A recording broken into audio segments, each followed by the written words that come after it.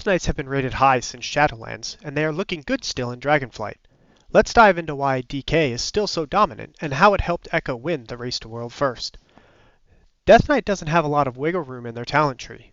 Talents are set in a way that we always have to make sacrifices, and sometimes those sacrifices aren't worth it. We have dedicated Mythic Plus talents and dedicated Raid talents. Depending on the fight in Vault, we can change some talents, but it's normally a choice between AoE and single target. Even with the talent choice limitations, we still excel. In Dungeons, we have superior healing as we should, but we also bring a good amount of utility. We have Death Grip, which is arguably the most powerful ability in the game right now. To complement that, we have Abomination Limb, commonly known as Slappy Hands, which is great for bringing in stingy casters who don't want to get face to face. Blizzard nerfed tanks to take more damage because they want healers to focus more on healing than on DPSing. This doesn't really have any effect on blood DKs. Our entire spec is focused on healing ourselves, and while healers may have to step in every now and then, Blizzard's nerfs weren't really effective on us. We can and do out-heal the healers in dungeons regularly. If you aren't, you should be looking at why not. In raids, we are usually a bit more single target focused, but it can change depending on the fight. On fights such as Aranog, being able to group up the adds is fantastic for your raids so they can cleave them down quickly. On a fight like Taros, you want to go pure single target because there are no adds. Then you get fights like Raszageth where you have both single target and adds. Here you are going to go more toward ad management than single target.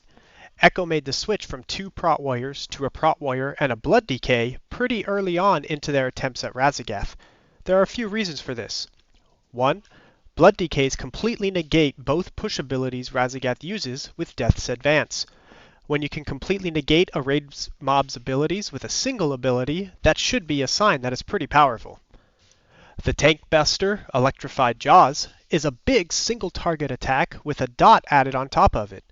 This dot is nature damage, and therefore you can use AMS to mitigate a good portion of the damage. Not to mention, we use Death Strike regularly, which helps take the pressure off the healers. And number 3, during the first intermission you have sets of adds that need to be controlled.